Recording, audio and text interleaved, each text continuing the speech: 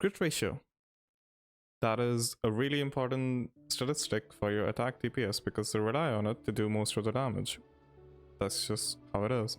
And everyone is going to tell you that your crit ratio it should be 1:2. Even the game tells you that. But honestly, achieving that organically in-game is pretty impossible for me sometimes, because my artifact luck is just that bad. But speaking of luck, what if we didn't focus on the negative aspects of it? What if Hoyoverse decided that you are the luckiest person in the entire universe? You have Murphy's Law, but only the positive aspects of it. So, what is the highest possible crit rate value which you can have in Genshin?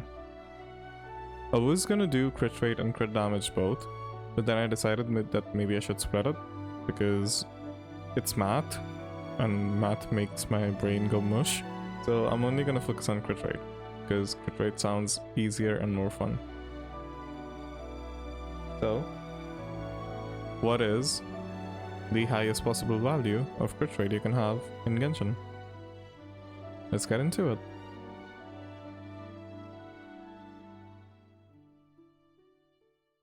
So before I get into how to maximize your crit rate, let me explain what a critical hit is. I know 90% of you already know what a critical hit is, but my sister watches these videos and I'm pretty sure she's gonna have a vague idea of what critical hit is, but let me just still explain it for her. So critical hits are a mechanic in gaming which do, simply put, they do more damage than your normal hit. It's a critical hit. My first introduction to crit rates, not crit rates, critical hits, was in Pokemon, because we all remember the iconic line, a critical hit. In Genshin, you do have two stats. You have crit rate and crit damage.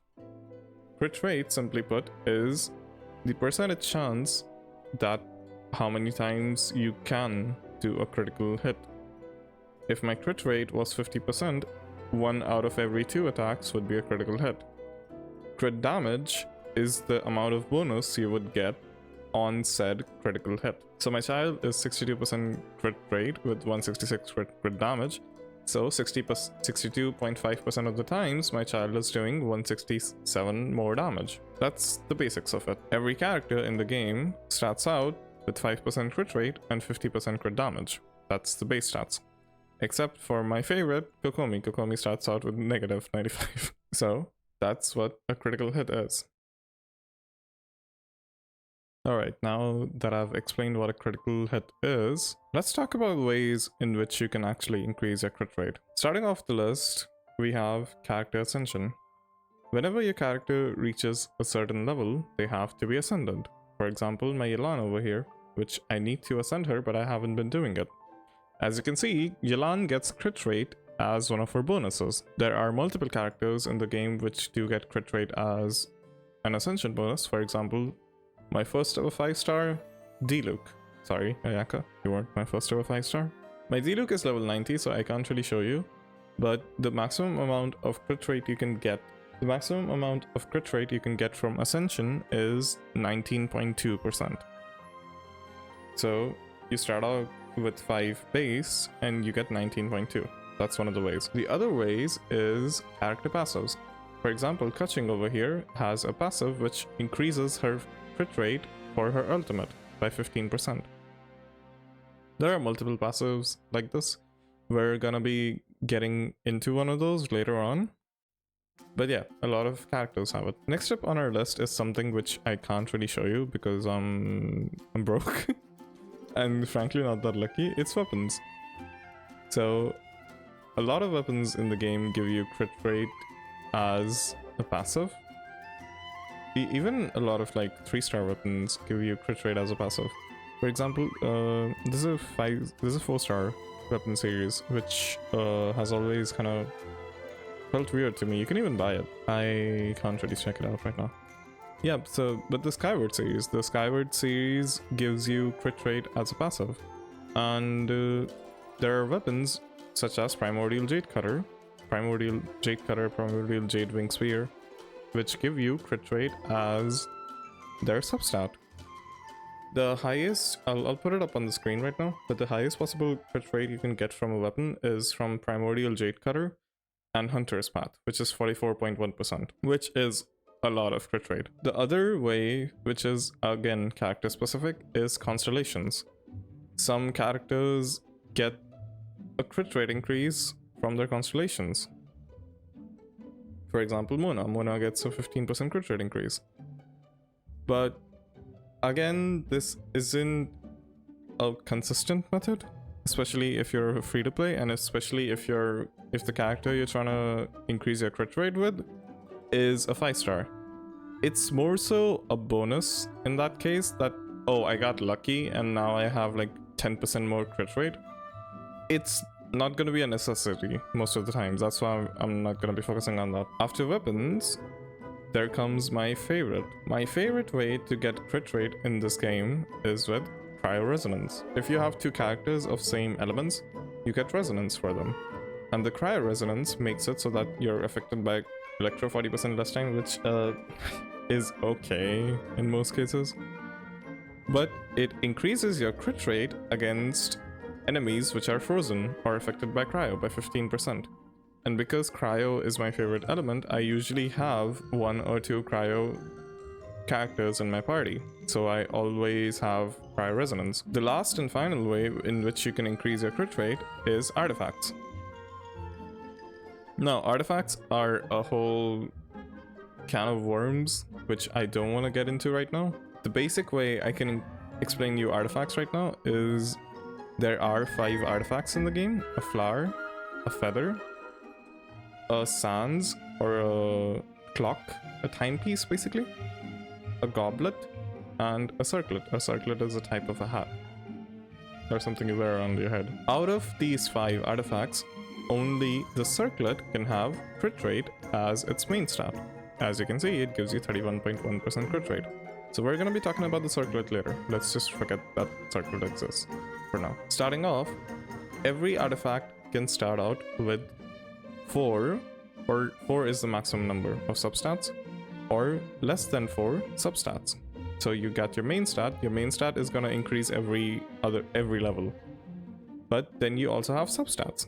If your artifact starts out with 4 substats, so right now, as you can see, I have a flower which has 4 substats and it's at level 0. So if I just use some of my stuff here, wait, maybe not that much. So if I do 1, it goes up to level 2, and at level 2 only the thing which is increasing is HP, because it's a flower. So I got more HP. But watch what happens when I upgrade it to level 4. My energy recharge got upgraded, which was a random roll. So every 4 levels, any of these can be randomly increased by a random amount. There's a set, like a maximum roll of what that amount can be, and we're gonna get into that. But for the sake of this experiment, let's say that you had a flower, a feather, a sands, and a goblet, which had crit rate as their substat. Doesn't matter what the main stat is, we're just focusing on the crit rate. And that crit rate had the maximum value of 3.9%. Let me just see if I have. So 3.9%. Actually, this flower. So I upgraded this flower up till level 20. So 3.9% is the maximum value you can have for crit rate. And up till level 20, you can have 5 upgrades. So your base and 5 more. That gives you total 6. So this crit rate can increase 5 more times, and every time we're gonna assume that you will be getting 3.9% crit rate. So we take 3.9%, we multiply it by 6 for one artifact, and then we multiply it by 4 for all the other artifacts. For one for a flower and so on. You got super lucky, you have maximum crit rate on your artifacts, which I think, if I'm not wrong, is 23.4%. 23.4% is the maximum amount of crit rate you can have on an artifact. You got 23.4% 4 times, and then you have a circlet. Circlet is pretty straightforward. You just picked up a crit rate circlet, you upgraded it to level 20, and you have 31.1%. 3.9 into 6 is 23.4%, and then if you multiply 23.4 by 4, you get 93.6. And then you can add, yeah, it's 123.1, actually it's 124.7%. So just your artifacts alone can put you way above 100%. 100% crit rate means that you're gonna be critically hitting 100% of the time, and anything above 100% is not gonna help you because it's already happening all the time. It's not like something is sapping out your crit rate. So we're just doing this for our own fun now. You shouldn't be doing this in a game because anything above 100% is just stupid, honestly. Blizzard's Rare is one of my favorite artifact sets in the game because, again, it's the only viable cryo set. And its 4-piece effect is if it gives you 20% crit rate on opponents that are affected by cryo, and 20% more if they are frozen. So if you have a way to freeze your enemies all the time, you're gonna be hitting them with 40% more crit rate. So if you had Blizzard's Rare, your 124.7% crit rate becomes 164.7% crit rate, which is freaking huge. We got the confusing stuff out of the way, the artifacts and the weapons.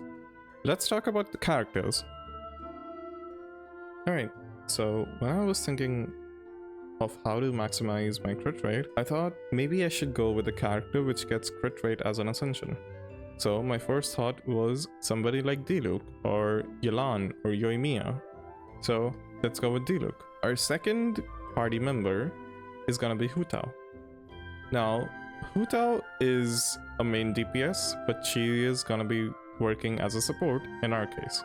Because if you go to her talents, her first talent, her first passive, gives you 12% crit rate whenever her E state ends. Also, let's imagine that this Hu Tao is C4. The C4 adds another 12% to that whenever you kill an enemy.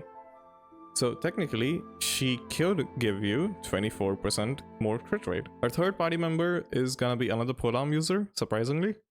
And it is, you guys might have guessed it, it's Rosaria. Fun fact, Rosaria and Hu Tao are the only two characters which can give crit-based effects straight up to their party members.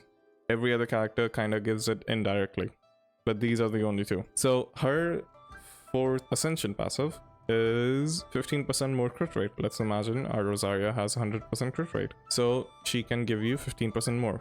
So that's 24 from Hu Tao, 15 from Rosaria. Now, Rosaria also helps us with cryo resonance because we have one cryo member. So we could go for another cryo member. For example, let's just do Shenhe. But the problem with Shenhe is she only gives you cryo resonance. She doesn't give you a way to increase your crit rate. And there is no cryo character which helps others increase their crit rate.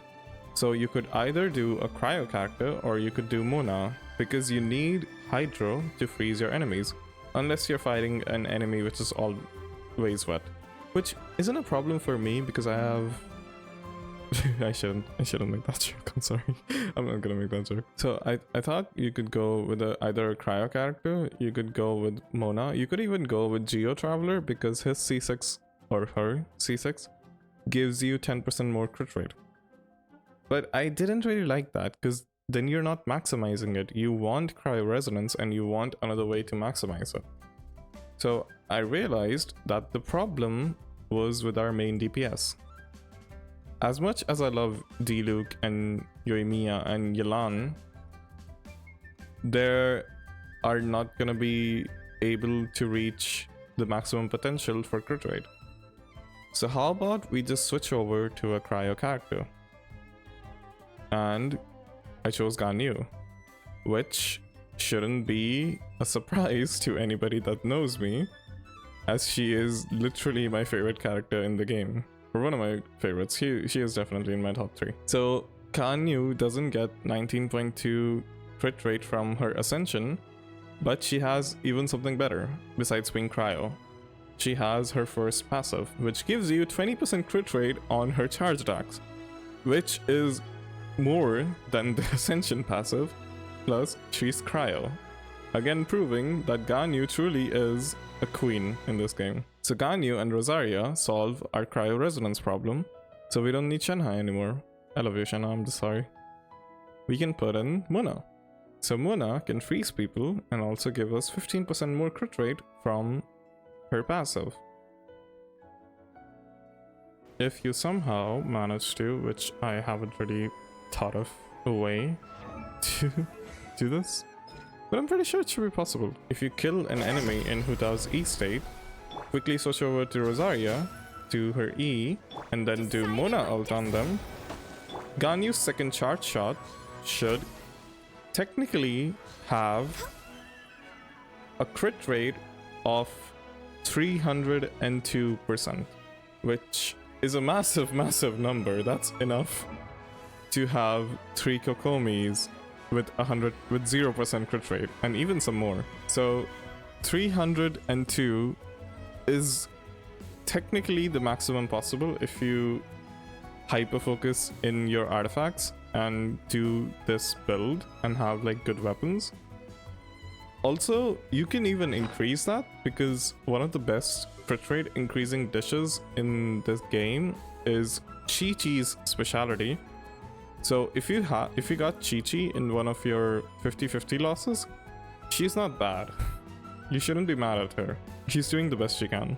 And it's a really cute dish. So this is the normal come and get it, which increases your crit rate by 20% for 300 seconds. But this is Chi-Chi's. Chi-Chi's is called No Tomorrow. Also look at the birds, it's so cute. It also increases your crit rate by 20% and crit damage by 20%. It's better than a 5-star dish. 302% crit rate actually goes up to 322%.